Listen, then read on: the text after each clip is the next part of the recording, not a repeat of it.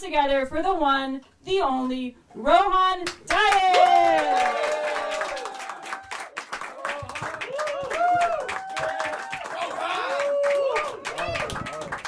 How are we doing? Yeah, we're doing good? All right, that's fantastic. That's fantastic. You know, I was walking to the grocery store yesterday. I was walking to my local Ralph's, and I got accosted right outside the door by these little girls. They call themselves the Girl Scouts of America. Are you familiar with this organization? You guys know about this organization? They were trying to sell me cookies. Right outside the grocery store. If I wanted cookies, little girl, I'd go inside the grocery store. Why would I buy your bootleg cookies? Little girl, huh? This fucking begging you have going on is not going to work on me. I'm not from around here, alright? What do you have going on? You know. Not going to buy into this pyramid scheme. Alright? This is clearly a pyramid scheme, not going to buy into it. If you're hungry, eat the cookies, fatty. You're a fat girl, why don't you eat the cookies if you're so hungry? Add it to the tab, motherfucker. I know you've already done some. I know you've already eaten some of those cookies, dude. You know? I keep thinking, what are they going to use the money for? Drugs. Drugs. But actually, I've been doing some thinking, I've been doing some research. My mind has been opened. Let me open up your mind for a second. Do you think it's a coincidence that when the Girl Scouts are outside, the cookie aisle in the Ralph's completely empty? You think that's a coincidence? I think what's going on, the executives at Kroger, right, the parent company of the Ralph's, they must be getting kickbacks from the Girl Scouts organization. So it's all corrupt. It's all corrupt all the way up. Even in the West, even out here. Ridiculous. It's fucking ridiculous. You know, I moved out here when I was 17. And I had a girlfriend in high school. But we broke up because I moved out here. So I never learned how to break up with a girl. Never learned. So now, every time I want to break up with a girl, I have to leave the country. Go to another country. Start a new life, dude. It's very tedious. It's a time-consuming process. It's not a good way to live, you know. I was dating a white girl for a little bit. And my dad calls me one morning and he says, "Rohan, I miss you. Do you want to come home soon?" And I was like, "Yes." "Yeah, Dad, yeah, I miss you too. So much. I'm looking at the flights right now, you know. I miss you so much." You know, so every time I have sex with a white girl since I've been out here, this is true actually. Every time I have sex with a white girl, I walk into my flatmate Ben's room and I say, "Another one of yours." This is what you were afraid of, man. I know. It's reparations. Alright? So reparations is what it is. 100 years ago, you fuckers are out there doing that. Now I'm here, I'm taking revenge. Alright, I'm out here now, I'm taking revenge, you know. My ex, she kept telling me, she kept saying, "Rohan, you need to go to therapy." She kept saying, "Rohan, I think you need to go to therapy. Something's wrong with you." So I've been going, you know. I've been going to therapy. And I thought, for the longest time, I thought I was a bad person. You know, but it turns out it's not entirely my fault. It turns out I'm actually a sociopath. This is true, I'm a sociopath. I'm dangerous. You fuckers, I got a mic, you're out here, you don't know what's gonna happen, dude. Master manipulator standing out here, you don't know. All I want is attention, you know. It makes sense. If you look at my childhood, you know, I used to drink Tabasco straight out of the bottle, just to feel something. My parents were out in business, you know, I wanted some attention. I don't know what to tell you. It's funny, the therapist, she said, "Rohan, you know, I think that there's something deeper going on. I don't want to alarm you. I think you might be a sociopath." You know? And I didn't really care. I didn't give a shit. It was weird. I didn't care. I really thought the only big thing I was worried about is I thought, this would really like ruin my luck with women, being a sociopath and all that. But seemingly the diagnosis has only made me more desirable. It has only worked in my favor, this sociopathy. It's ridiculous. I was talking to my father. I was having a very deep conversation with my father the other night. And I said, Dad, why is it that I hurt everyone I love? Why, Dad? And he said, Rohan, that's because you are an antisocial person. And I said, so should I go to therapy? What should I do? And he said, no, you can't change that. That's not something you can do anything about. I've been back in the States, and I have been having sex with the ex, the very same, the one from before. I'm having sex with it's not healthy, you gotta do it sometimes though. I've been having sex with but I don't think she likes me. She's been getting very mean lately. During the sex, she's been saying things like, she'll say while having sex with me, she'll say, fuck you. And that's the first time anyone's ever said that and then followed through on the commitment. It's never happened. She's got gusto, this girl. She's got gumption. I don't know what to tell you. She'll say other horrible things, while having sex with me. She'll say, you don't respect me. You don't respect women. Which is weird to say because I'm starting to kind of like when she insults me. But it's that. What does that say about me? But what's weirder still is this is confusing for my ego when you say things like this to me because my ego is inextricably linked to my penis. The two are linked. You can't separate the two. The weirdest thing she said to me thus far is she was going down on me the other week and she looked up and she said, "It's not fair. Everyone gives you so much attention," she said, while proceeding to give me the most amount of attention anyone could possibly give me. You understand that is more attention than this right now? And that is the only thing by far there's more attention than this right now. There's no other thing that is any more attention than this currently. We used to have a lot of fights, me and my ex. She'd often say, I'm very good at gaslighting. She'd say I'm a very good gaslighter. But the thing about gaslighting is I've only gotten good at the skill since she made me aware that I had the talent. So it's about awareness, guys. With a skill, you gotta be aware. It's like stand-up. It's like anything. It's not gonna work unless you work it. All right, you gotta move. It's kind of like, but it's only true that the thing about being a gaslighter is it's true that only the gaslight. But it's kind of like hatred, If you want to be able to properly hate other people, and you should, you have to first hate yourself. How are you going to hate other people? You have to build that, you got to build that hatred inside you, align yourself with an ideology, and then do something productive.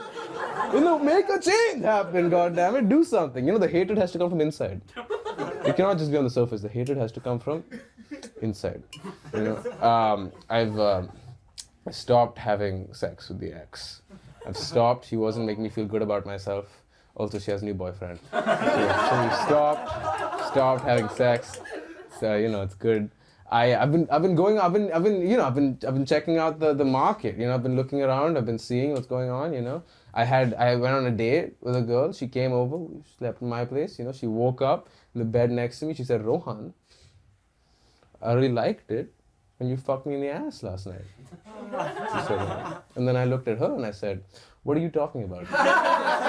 Fuck you in the ass? What do you mean? What? Usually they let you know, bro, that you've gone in the wrong hole. They don't just perk up and act like nothing happened.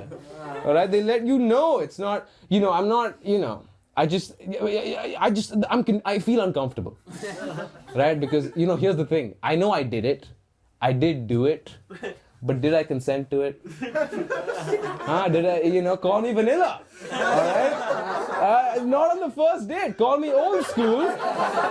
Call me old school. I just think you should get to know a girl a little bit before you sodomize her. I don't know. I think that's a good strategy to go by. It wasn't working out with this girl, so I went on another date. And this was a good date. Went back to my place, opened up a bottle of wine, everything, yeah. And then I was trying to make conversation. And I said to her, would you rather be super hot or super smart? Which one? You know? She said, super hot. All right, I found that silly. Okay. Obviously, you don't want to be super smart. What are you talking? You know. So I said to her, "What? Super hot? What are you talking about? You're already like medium hot." Why did I say that? Why would I say? I could have just said hot. But I'm so insecure as a man. I felt the need to delineate what level of this is. You know, Jesus, what level of hot? That's not a good strategy. I don't think. You know what? You know what though? The worst part about the situation is I meant it as a compliment. So, and I guess what that means is I must have low self-esteem, because if someone called me medium hot, I'd hump them right on the spot. I'd be very ecstatic about it. You know, I'd be happy. But she left right after I said that, which must mean she has high self-esteem. But here's the question. Here's the thing. If she's got such high self-esteem, what is she doing in my apartment? What's going on there? This is what we call a paradox. That's what we call a paradox, guys. You know, I study philosophy. In the university, I study philosophy. Very silly thing to study. Philosophy is. It's the whole idea. The whole idea is you got this idea, right? You got this idea. You chase this idea until the idea negates itself. Then you call your friends over and you say, "Isn't that trippy? Whoa, look at that. Isn't that cool? Isn't that interesting?" I've been doing a lot of thinking. I've been doing a lot of thinking lately. I've been thinking about nothing. I've been thinking about nothing. Do you guys understand? Do you realize that they invented all the numbers and then zero? They invented zero last. These fools, dude. These fucking idiots. They were working with XIV, all that bullshit. They didn't have zero, you know? I think the guy who invented zero, you know, he figured it out on the whiteboard. He said, "Oh my God, I figured it out." He ran into the town square. He said, "Everyone, gather around. You know, I figured it all. I have the answer to everything." Everyone gathered around. They said, "Yeah, what is it? What have you figured out?" He said, "Oh, it's nothing." No, don't. I don't want to talk about it. You know. Well, you know, I know I'm an idiot, right? I know I'm a fool. There are times, like I wear a watch, but I'm not wearing one right now, but you have to believe me. Usually I have a watch on, but it's one of those analog watches, doesn't have any numbers on it, right? So there'll be times, you know, I'll be at the train station or something, someone will come up to me, they'll say, "Hey, do you know the time?" And I'll say, "No." Look at the sun, make an educated guess. Dude, I don't know the time, man, I don't know. So I know I'm a fool, but then every night for the past, 5-6 years, you know, I've been on a stage, I have a mic, all of you fuckers are here, you have nothing. What is this situation? There must be something about me. You know, there must be something about me, because think about what this craft is. I am standing here taking a shit.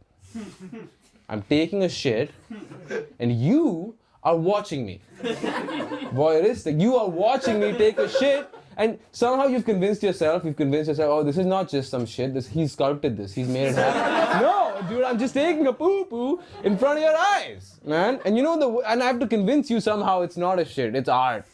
You know, this is funny, this is good. But the worst part about that situation, the most pathetic part about that situation, is I have to somehow convince myself that it's art, which is very, very weird. You know, I'm about to graduate college. I'm gonna graduate this semester, and there's been this Indian boy who's I think a first year or something, and he's been following me around every day, and he keeps asking me to be his mentor. I should not be anyone's mentor. I should not be doing that. He keeps asking me to be his mentor. And I say, listen, man. He's like, "I have no friends, you know, I don't know how to, I can't talk to girls." I'm like, I can't be your mentor. What we can do, we can go smoke some weed. You know. I can't be he said, "I can't smoke weed." I said, "All right, let's have a drink." You know. He said, "I can't drink." I said, "Why can't you smoke weed? Why can't you drink? That's how you make friends, motherfucker. What are you talking about?" You know. He said, No. My father, you know, I see him every day. He's horribly addicted to coffee.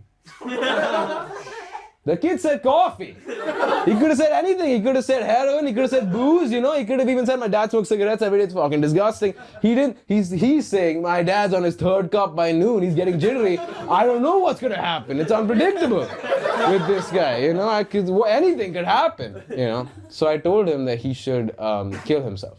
That's what I said. Am I liable? You think if he does now? You think I'm liable for it? I don't know. He might. He just might. He does have no friends. I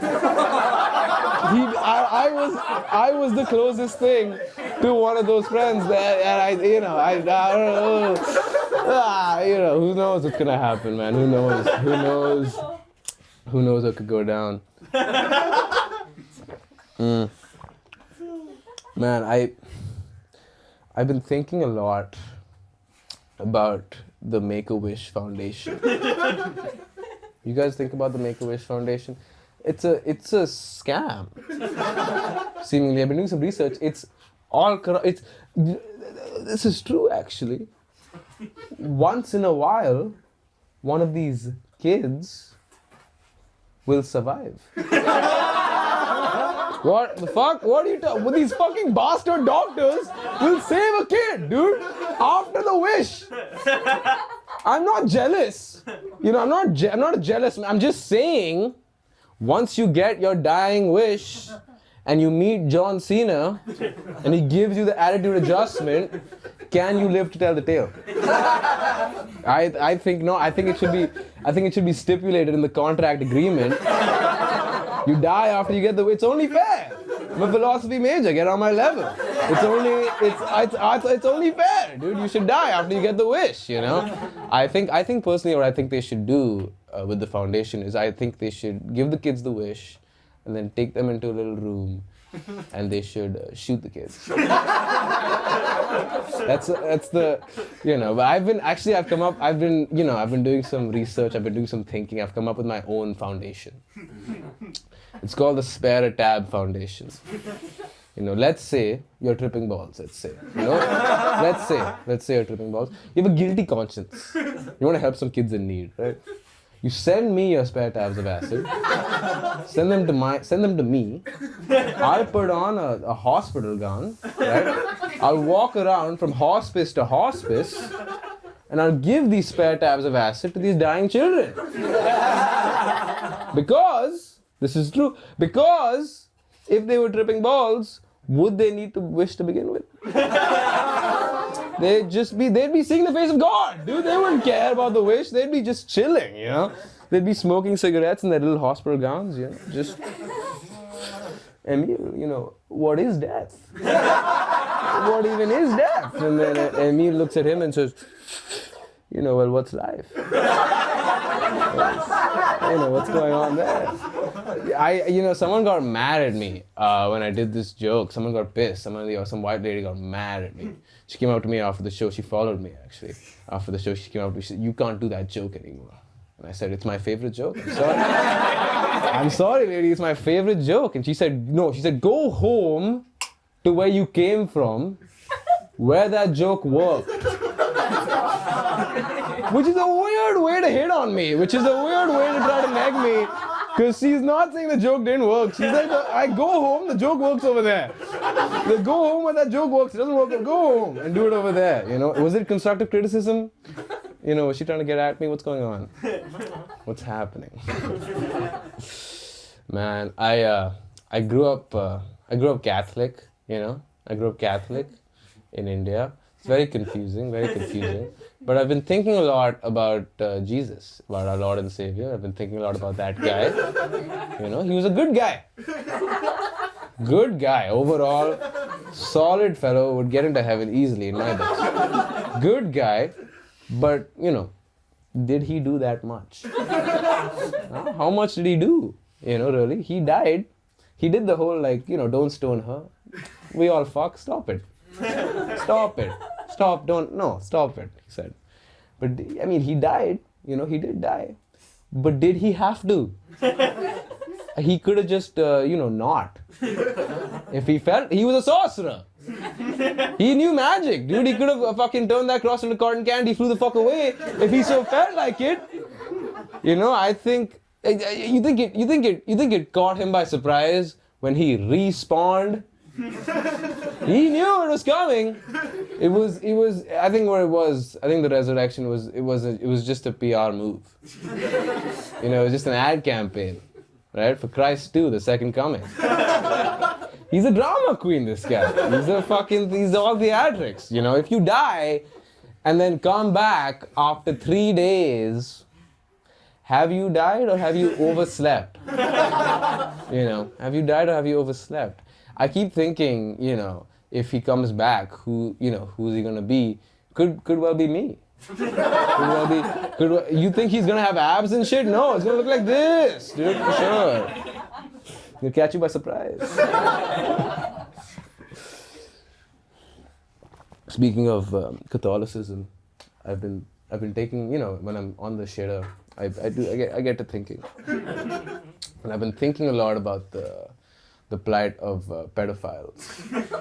Thinking a lot about pedophiles. You know, they have a hole in their heart, these people, you know. Even the successful ones. Huh? Even the ones with the islands, whatnot, they got a, you know, the big issue, I think the big issue with them is they can't sustain the long-term relationships.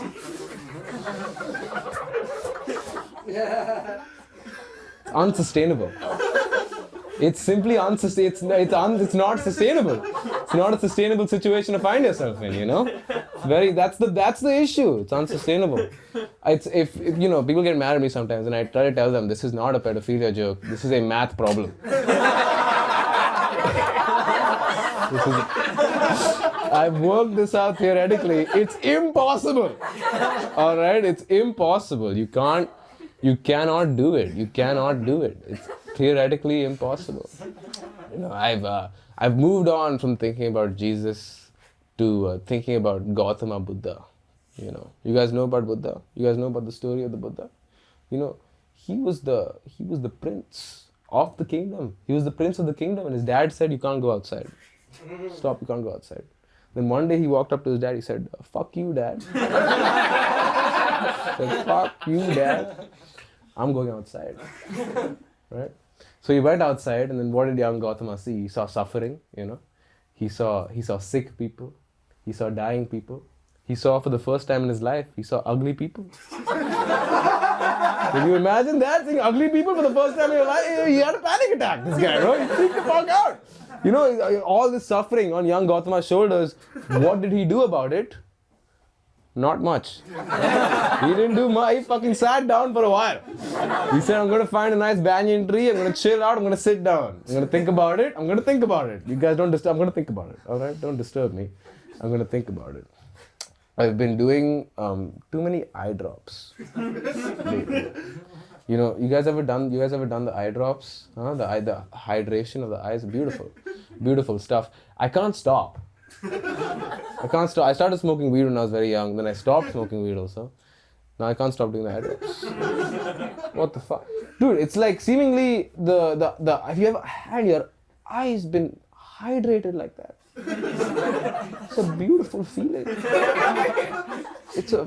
Seemingly the eye drops feel like what the weed should feel like.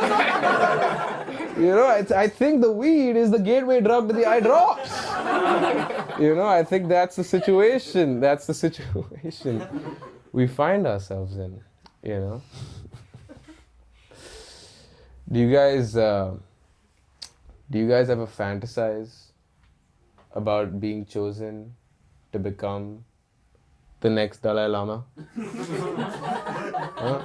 I think about that shit all the time. Are you kidding me? I think about that shit constantly. Can't stop thinking. It's a Hogwarts situation in my head, right? It's a Hogwarts situation in my head. The monks, they come knocking on the door. They say, "Oh, open up," you know, knock on the door. My angry stepmother, she's at the door. She opens. The monks say, "Sorry for the delay. I know we should have come when he was younger. Sorry for the delay.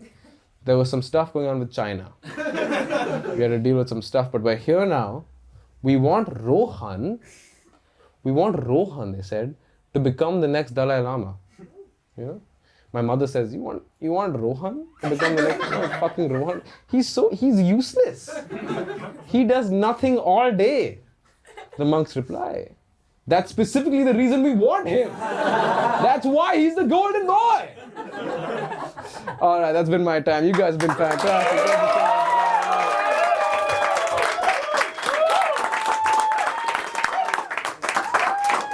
so much. Oh.